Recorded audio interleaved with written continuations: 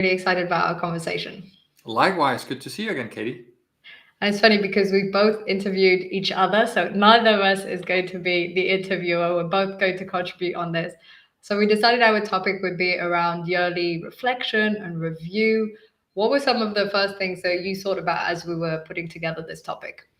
I thought about the fact that everybody ends up doing it in January, or sorry, in December to get ready for the new year in January. And I also thought about the fact that oftentimes it doesn't stick, right? We do a review, we're like, oh, this happened. I'm going to do this differently next year. But then you get into next year, life happens, and you kind of forgot what the review was about and what you're going to do.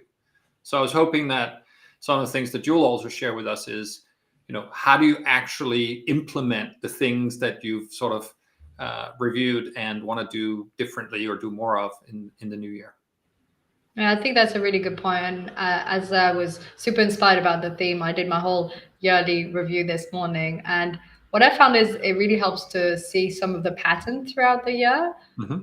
But linked to what you were saying, I think that when we set those new goals and visions and intentions for the following year, what's really helped me is to directly put in the calendar a few core blocks just as a reminder. And then when they pop up, to take action on them. So can you elaborate that on a little bit? So you have a specific process where once you've done the review, you actually go in and schedule out reminders? Yes. So I'll put, typically, generally, I tend to do this and put it in the first 2, 3 weeks of January. And I will just block off a whole day and put some of the core things that I want to implement. And then depending what they are, I might put a new strategy in place, or I might look up a certain new software I'd plan to use, or new habits I want to build, just to ensure that that momentum carries over. I first started to do the yearly reviews with Tony Robbins. I was working with the Tony Robbins coach. I remember I printed his yearly review when we were traveling through Japan because I was working with the results coach then. It was kind of tricky getting the printer, and we're in this small hotel in Japan. And then I spent all day and I was writing and doing my review. And one of the things he always says at the end is, while you still have the momentum, take an action. And I remember the time I was linked to doing a TEDx. And then I messaged this woman that I knew was involved or linked to TEDx. And I ended up through that action joining one of her programs that then led to business growth. And I would always trace it back to when I did my yearly review with Tony Robbins in Japan. So I think that momentum and taking actions really helps to anchor some of those things. Right. And that's about it, I think, taking action on the things that you write down. So the way that I think about it and the way that I've done it with folks in the past is I talk about the rule of one. Do you know that concept? Have you worked with that in the past? I'm wondering if it's linked to The One Thing by Gary Keller, but otherwise I'm not sure. Maybe. I typically hear things, see things, and I actually don't know who I should attribute it to. So if I've stolen it from somebody, please do let me know. But so the way that I think about it is when I do a review, I look back and I say, what was one major win or one significant achievement that I had in the past year? Not 3, not 5, but like one thing that comes to mind that was very significant for me and can be categorized as a win. So it could, for example, be that I helped a client turn their life completely around. It could be that I learned to surf. I mean, it can be anything really, right? But it's this one thing that I'll carry with me from 2024 as a major win. So that's one thing. And then the other thing I talk about is one key lesson, right? So throughout the past year, what was one thing that I've learned that I didn't know before that I want to carry with me into the next year?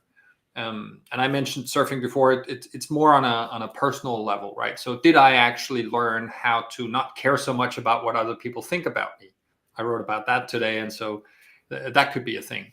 And then, of course, the last one thing is one area of improvement.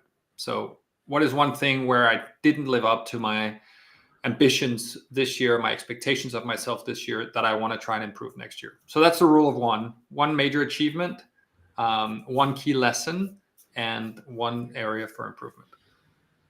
I find it really helpful to narrow this down. I think it's really great because it helps you to eliminate all the things and actually see what made a difference in your year. One of the things I also realized when I was doing the reviews, because you talked right now about the one key lesson, I realized that a lot of my lessons were linked to the decisions. Originally, I had 2 separate points, core decisions throughout the year, and then major lessons. And then I realized they were the same. When I made this decision, then I learned either to repeat it or continue or to shift gear or to stop. So decisions and learning points were really tied together.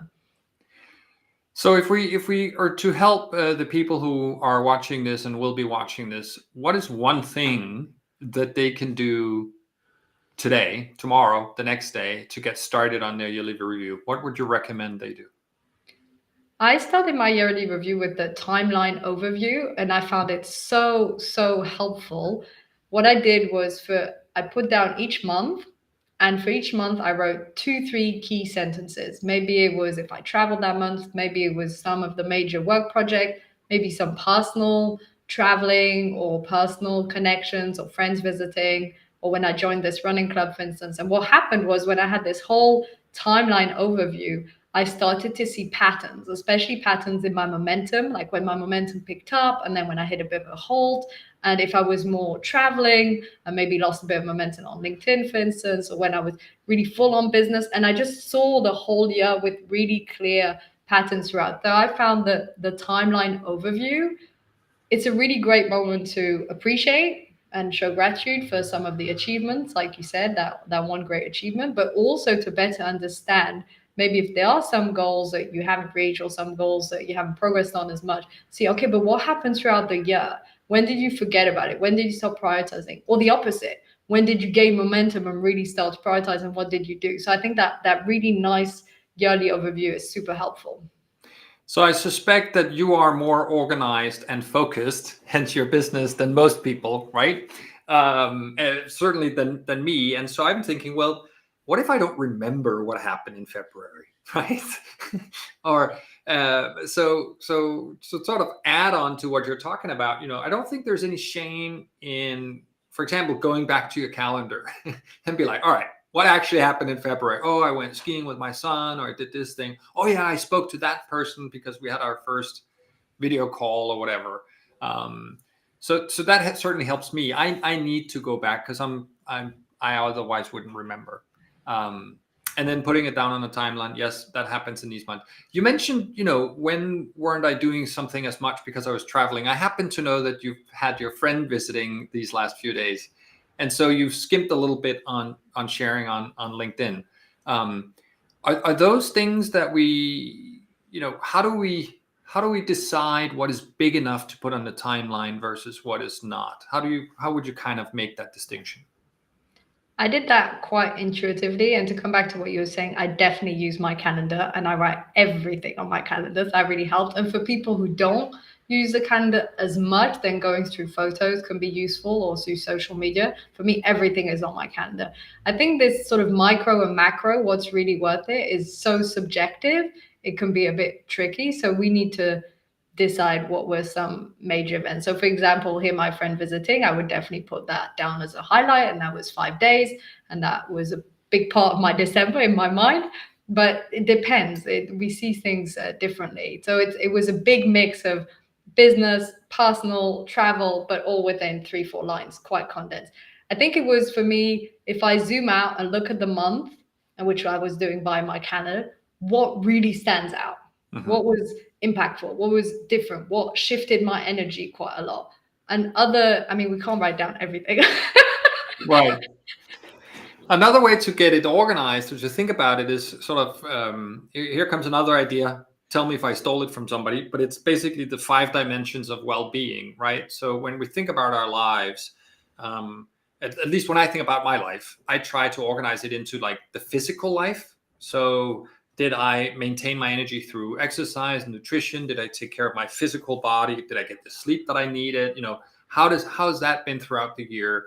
And maybe even go back and looking at my journal and saying, well, there were some periods here where I weren't sleeping as well as I could. How does that connect to other things that I was doing at the time? So the physical one is the number one dimension, or one of the dimensions. Then there's the emotional one, right? So how was I feeling throughout the year? Were there certain periods where I was more stressed? Did I feel particularly loved at a certain period? How was my emotional state? Has there been seasons to that? So I live in Denmark, and I pulled the shades today because it's cold, rainy, and gray. So of course, some of us are affected by that. but that's another thing to pull in. Social is another dimension. How was I this year socially? Did I attend a lot of events with friends and family? Did I remember to reach out to friends? Did I prioritize those relationships, or have they taken a back seat to some other things? And then the last two are intellectual. Did my mind grow this year? I met you, so obviously it did. Um, but I feel like intellectually that I was, where was I? What happened? Did I have you talked about a TED talk, right? That you were doing a TED talk, but did something intellectually inspire you, or did you not feed that part of your being? And then the last one is spiritual, which for some people will mean religious. For me, it means, was I connected to my values and to how I want to live my life? So that's kind of the 5 dimensions of well-being that I use: physical, emotional, social, intellectual, and spiritual. That's the way I organize my review once I've gone through the calendar and looked at all these different events. That's interesting. I do something similar. So with the physical, I have health and fitness that I put under 2 separate categories. And in the health, I will look typically more things around sleep, nutrition, stress management, and in the fitness, just purely the exercise part. And then social, definitely that I categorize as relationships. The intellectual part for me was under what I call learning and growth. And then I wrote down the different business accelerators, mentors that I had throughout the year, the books I read, the podcasts I listened to. This is when I did my yearly review and I realized I did slightly too much learning versus implementation. I wrote down all the different programs that I joined. I'm still in Tony Robbins Inner Circle. I just joined Dent Business Accelerator. I had a speaker mentor. I did a bunch of CPDs and I was like, wow, this was a lot of learning, Kitty. How about we do more stuff with Did you all of say it? CPDs or CPDs? CPD, continuous professional development, the coaching. Okay, because the other thing is something that makes you feel funny, right? Yes. Okay, I'm just checking. And that's the intellectual side, so the learnings. And I also put down a spiritual category. I think looking at the books we've read that have an impact, I realized that was quite profound because a few of them, I can mention a couple. For example, I read The Gap and the Gain by Dan Sullivan. And so focusing on the gain, that was extremely powerful for me. And I kept coming back to it during the year. For those of you who haven't read it, highly recommend this book, The Gap and the Gain. Another wonderful book was Living Untethered by Michael Singer, who also wrote The Untethered Soul. I was reading that over and over and over again. And so putting down the books that I read that had an impact throughout the year sort of helped me to see some of the core ideas and growth I had, because those books really impact me. So you're saying you basically spent most of your time last year learning and not implementing. Do you ever then, so you've reviewed now 2024. Do you ever go back and look 2023, 2022 and see if there's a pattern across a couple of years or no? I tell you what I did do. I printed the Tony Robbins reviews, right, in 2019 when I was in Japan. And then I've done it every year since. And I will do it again this year. This year, for now, I've just done a Notion review. And what I have done is I've compared. There's a section where you can write all your goals for your whole lifetime, everything you ever wanted. It's the same every year. It's always the same. Everything from languages I want to speak, to more singing, to the contribution I want to make, to publishing loads of books. And so that's quite funny. I'm very consistent with the goals I want every single year since 2019. And I do see progress on some of them. So for example, I have published 1 book. When I started in 2019, I hadn't published any. So I do see some progress. Also some that haven't moved at all, but it's quite amusing. Mostly they're the same every year. And I think on the broad lines, right? For example, learning a new language or living in a certain way, having a certain life, I think that makes a lot of sense. But if you continue year after year is like, I want to run a marathon, for example, then you got to kind of look at your priorities and your habits, saying, well, there's probably a reason that I, for the last 4 years, have wanted to run a marathon, but never have done it. Maybe it's actually not as important to me as it otherwise could be. I'm thinking about habits or momentum in this stuff too, right? Because we can have all these ideas of what we have wanted to do. We look at it and then we start planning for next year. How do you think about sort of what cost you to do something, right? What habit led you to, for example, publish a book? it requires tenacity, it requires consistency, it requires going through some motions. That's the same for the things you want to do next year, right? So do you also evaluate your habits and saying, I need to develop different habits, new habits, improve the ones I have? Yes, habits, patterns, routines. Mm-hmm. The most important habit to reach a goal, I found for me, has been to, at the end of every week, review my top goals for the year. So in my weekly review, I have a section. This is my yearly goal. This is my yearly goal. And I made a lot of progress on several of my goals this year because every single week I would be checking in and asking myself, how have I progressed? And what happens is after 2, 3 months of doing that, either you start to build momentum and you start to put in place the habits to get the book written, to start running more, or 3, 4, 5, 6 months go by and you've made no progress at all, but you're seeing it every week. And then you pause and you say, okay, it's been half the year. What's happening? Is this still a goal that's important for me? Is it still aligned? Why am I not prioritizing it? What habits can I put in place? And sometimes it's okay to just say, you know what, at the beginning of the year, this felt like a core priority, but right now things have shifted and it's not as important. So I ditch goals also. But mostly just reviewing every week helps me to find the time and energy to put in place some of the core habits to get to those goals. How do you do it? What are your ways of building those new habits? Well, kind of the same, but I'm afraid that the people who will be watching this are like, oh, that's impossible. I can't sit every week and review my goals, right? Because this is kind of what you and I do for a living, at least with some of our clients or for ourselves. But I do the same thing. So you mentioned Notion before. I run, essentially my entire life runs in a calendar and in Notion. And so I have a very good record of what I put on lists and what doesn't get done. And I look at that, maybe not weekly, but every 2 weeks, certainly I do a review. I've shared sort of the review schedule of CEOs that I work with publicly before, which also dictates that either every week or every 2 weeks, you look back and saying, how does my actions correspond to the goals I've set for myself, and what are some of the things that blocked it? What were some of the unexpected events that caused this to be shifted, and what can I do about that going forward? But I also think that for me, at least, I reserve time and space to be a little more fluid now than I used to be. So I may have some goals and some plans, but I allow myself, without being too strict on myself, to actually say, you know what? Yeah, maybe I'm not going to do this thing anyway. So I don't get to the end of the year and feel like a failure because I didn't run the 5 marathons that I'd planned, but I only ran 3, right? Not that I run marathons, but as an example.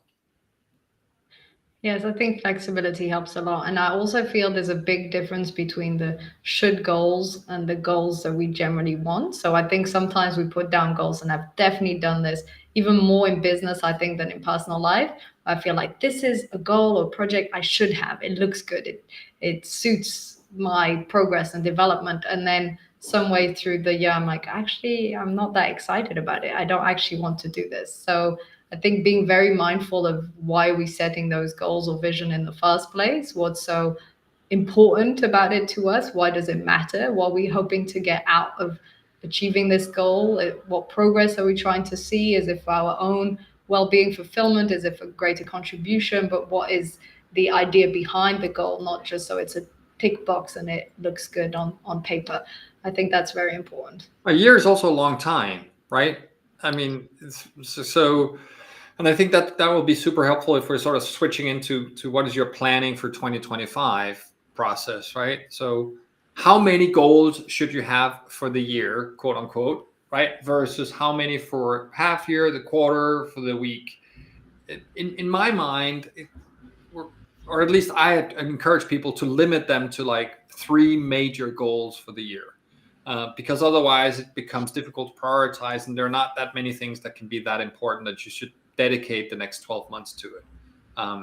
So an example of a goal for 2025 could be, for a lot of people who at least come to me, is get happy and healthy again, right? That could be a major goal for 2025. And then a sub goal underneath that could be, okay, that means spending more time with my family. That means getting back to my health routine. That means, maybe a third thing. And then you break that further down and you say, okay, in order for me to spend more time with my family, how am I going to do that? And then you get down to the tactics on a week-to-week basis.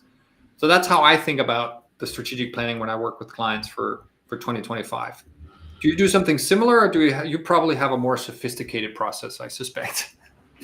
Absolutely not. I think 3 goals is great. I have generally 3 goals and 3 bonus goals that I add that were sort of nice to have that I keep in the back of my mind, but they're not the core priority. I like this idea that you said of breaking it down. If that's the overarching goal, for instance, one of my goals for next year is to have a more lean business. So really stop reinventing the wheel and systems and have it all in place and more lean and outsourcing and automating and everything more lean. But then I could have sub goals under that. It could be lean, consistent business as a sub goal, regular scheduling via LinkedIn or outsourcing or whatever it is. So I like this idea of having sub goals. One of the things that I find so important when we reset for the year ahead is to review our vision, purpose, values. I think this can be done more often, but if we need to do it at any moment, it's kind of nice to pause and think, okay, is that still my overall vision, my purpose? Am I still aligned with my values? In my case, not much changed, but I still wrote it all down. I still reviewed it. I still anchored it. And I thought, yeah, that still works. And I agree with you there. Another thing that maybe before we jump into the future, we also talk about, do you do an end of year purge? Like Nope. elimination. Yeah, well, not of humans, but of things, right? So I don't know if it was Marie Kondo that inspired me to think about this, or somebody else, but some years ago I started thinking about, at the end of the year, I started saying, okay, what is it that is unnecessary in my life?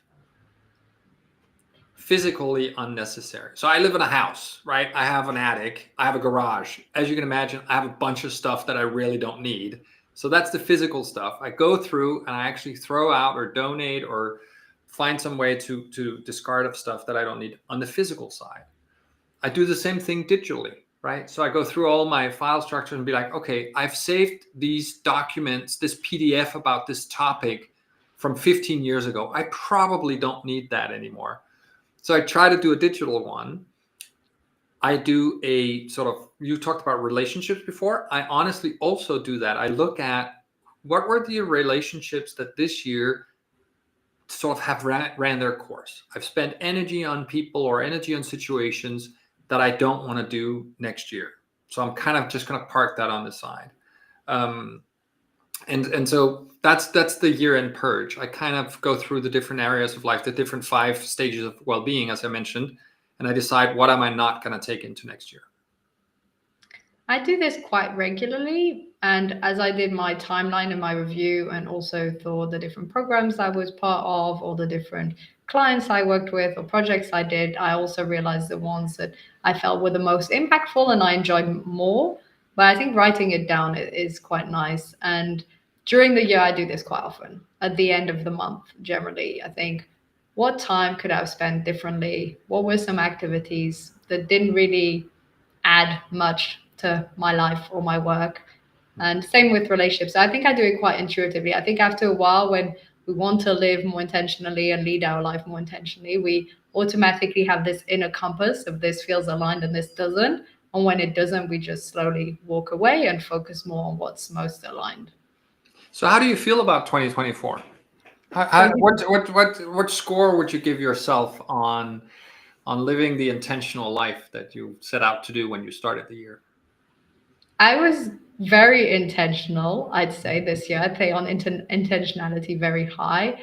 I say it was very up and down, a lot more than 2023 was high, pretty much the whole year, very little lows. And this was more like 1 month high, 1 month low, 1 month high in terms of my energy or time or focus or momentum or everything. So I'd say it was pretty more like rock and roll. And then that's why next year I'm like lean, consistent, clear, and a little more like stable, grounded, but also in my energy. And yes, that's how I feel. How do you feel about 2024?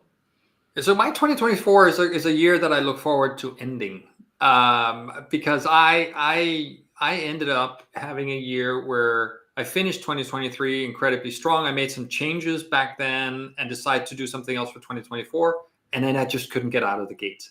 I just didn't do what I had told myself I wanted to do. And so I was slugging along in the spring. Then I took 6 weeks off in the summer. I thought, now I'm going to have energy and come back. I didn't. So this year for me has been sort of more down than up. But as you can see, I'm in good spirits. It's all good. I know I've been in showbiz long enough to know that it goes up and it goes down.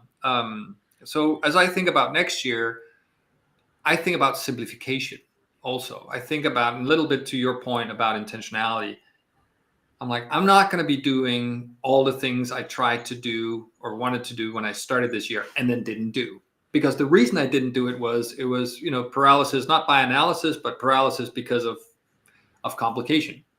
So that's the main thing for me for this year, is to further simplify how I spend my time and energy and go back to what I did in 21 and 22, which was very narrow-minded and focused on a few 3 priorities. And this year I probably put like 7 or 8 on the board, and I shouldn't have.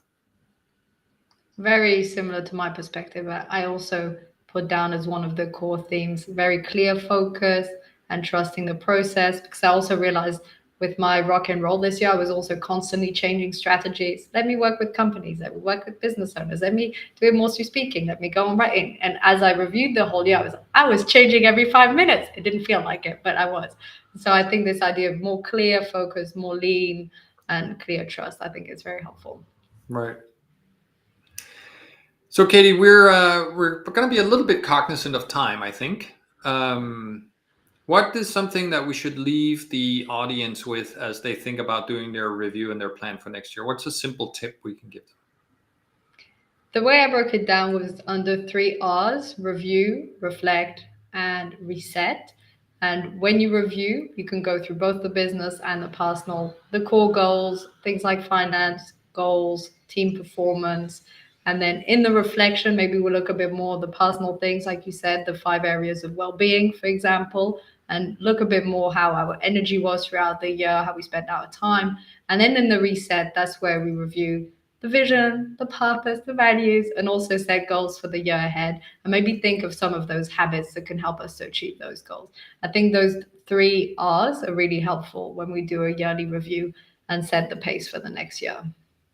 I couldn't agree more. And I think my parting remarks would be, make sure it's achievable, right? So keep it simple, set it up in a way that you can easily come back to it. You're allowed to change it along the year, but you don't need to write a novel. It can be a simple 1 or 2 pager that basically outlines what it is that you want to accomplish next year based on what you did this year.